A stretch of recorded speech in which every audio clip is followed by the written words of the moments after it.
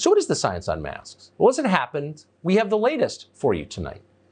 And the science comes, interestingly, from the CDC, whose director just told you that masks were magic, more effective than vaccines.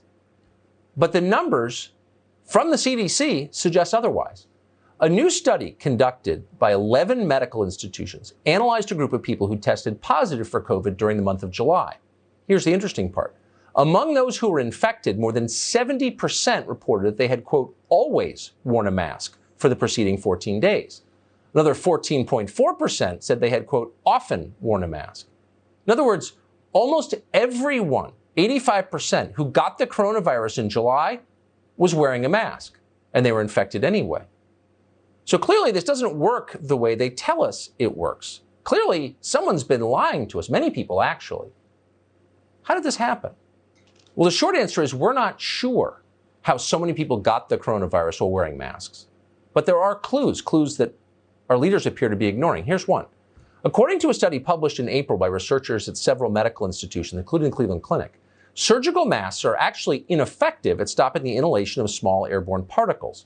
Instead, the researchers found that surgical masks, which almost everyone is using to protect themselves from the coronavirus and not murder other people, are actually only useful from protecting users from, quote, large droplets and sprays. That's not how the coronavirus spreads.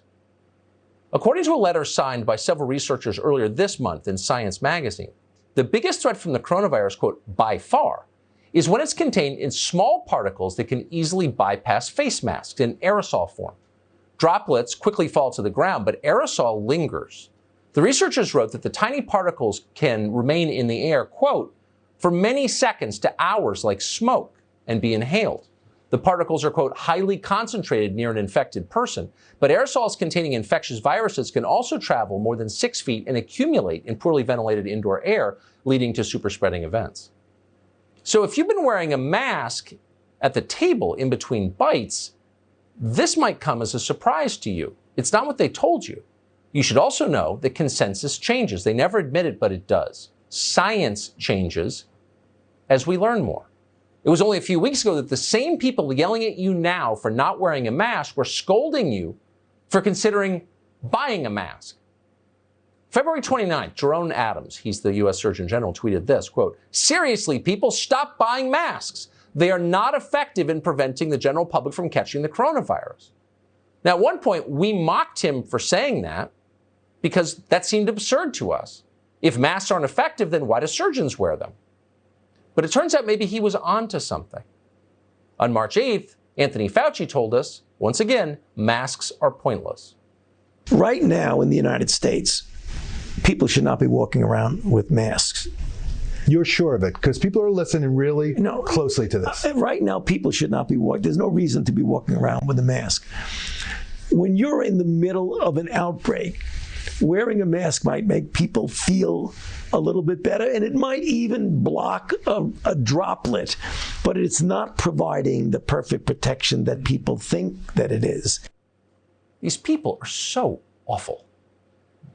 All of us are learning about this on the fly. It was a new disease. There are a lot of things we didn't know.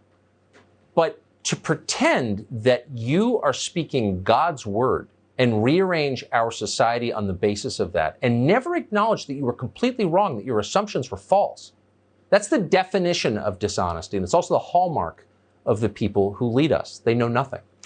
Alex Berenson, by contrast, knows quite a lot about this subject. He's the author of Unreported Truths About COVID-19 and Lockdowns Part 2, Updated Examinations of Lockdowns as a Strategy.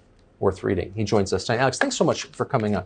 So this study from the CDC does seem like big news to me. At the very least, my quick and dirty read is what we're doing isn't working. Why has this not received any coverage? Well, it hasn't received coverage because the media doesn't want to cover anything, aside from you and a few other people, don't want to cover anything that says that masks might not be, God's gift to all of us. But I will say this, it's one study It's what's called a case-controlled study. So what happened is they looked at the 160 people who had gotten the virus, and they compared them to essentially a control group of 160 people who hadn't gotten the virus. Yes. And essentially, the mask wearing was exactly the same in both arms. So that suggests that masks provided no benefit, at least in this study. And if, for example, you look at the people who were close to people with a known case of the coronavirus, many more of those people in the arm of people who got the virus were close to somebody who had the virus. It was like 42% versus 14%. So that's what you would expect, right? You're close to somebody who has the virus, you're more likely to get the virus. In this case, masks seem to provide no benefit, no difference between the two arms. That's just one study, but it is telling. Here's what I'll say. There's a very big study, a randomized controlled trial out of Denmark that was finished in June that was supposed to demonstrate whether or not masks worked for protecting the wearer from infection.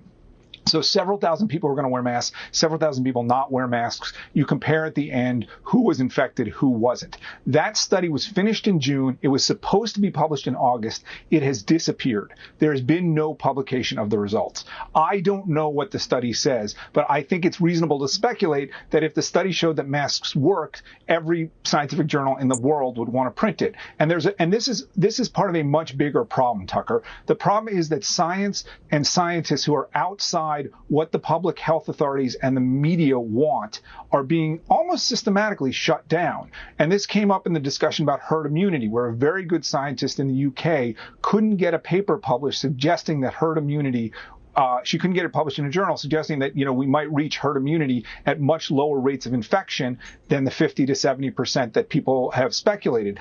This, and you're seeing this with the Great Berenson Declaration too, which I know you've talked about, and we know about, that the scientists who published that, who are very, very well known, who are at Stanford and Oxford and Harvard, who have sterling credentials, they're being tarred and feathered by other scientists. I don't understand what has happened to scientific debate, not just in this country, but around the world, where if you have an opinion, a well-backed, a well-researched opinion that's outside the consensus, you can't get it published in a major journal.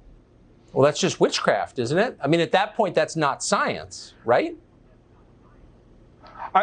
Science should be a discussion, and it should be. Yes. And you see this in yet another way, Tucker, which is that people who've published studies, who actually the authors of studies showing that masks are ineffective, or who've written articles saying, there was this article in the New England Journal of Medicine at the beginning of April, and it essentially said universal masking is ineffective. Probably it is essentially a sop to the public's fears. The people who wrote that article walked back that conclusion, which was extremely clear 2 months later. So what kind of pressure was put on them, or what kind of pressure are they putting on themselves? Science is not going to work if scientists are censoring themselves or censoring other scientists. And that seems to be where we're going right now. It's frightening.